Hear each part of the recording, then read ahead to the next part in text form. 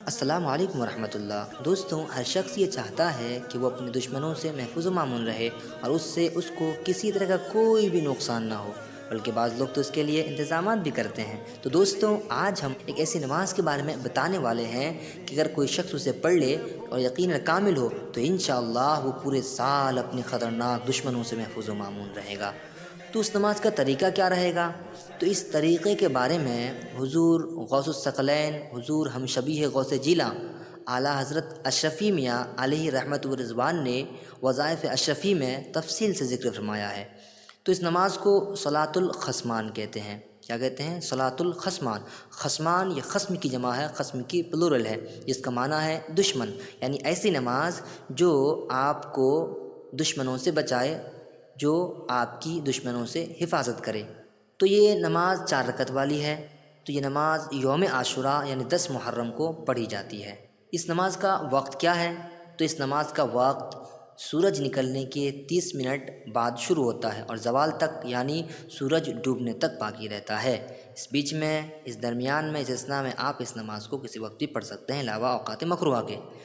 تو اس کا طریقہ سماعت فرمائیں۔ اس کا طریقہ یہ ہے کہ سب سے پہلے تو آپ نیت کریں گے، وہ یوں کہ نیت کی میں نے صلاۃ الخصمان نفل کی واسطے اللہ تعالیٰ کے، منہ میرا کعبہ شریف کی طرف، اللہ اکبر، پھر اللہ اکبر کہتا ہوا ہاتھ کانوں تک لے جائیں اور پھر اپنے ناف کے نیچے باندھ دیں۔ اور ہاں دوستو، یہ نیت کے الفاظ زبان سے کہنا یہ مستحب ہے، پر دل میں اس کی نیت تو ضروری ہے، ہونی ہی چاہیے۔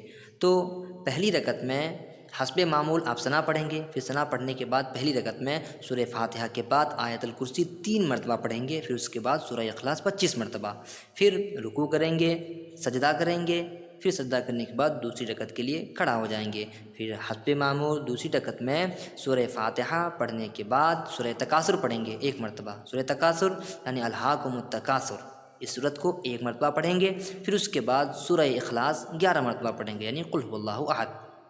پھر اسی طرح رکوع میں جائیں گے، سجدہ کریں گے، تیسری رکعت کے لیے کھڑا ہو جائیں گے۔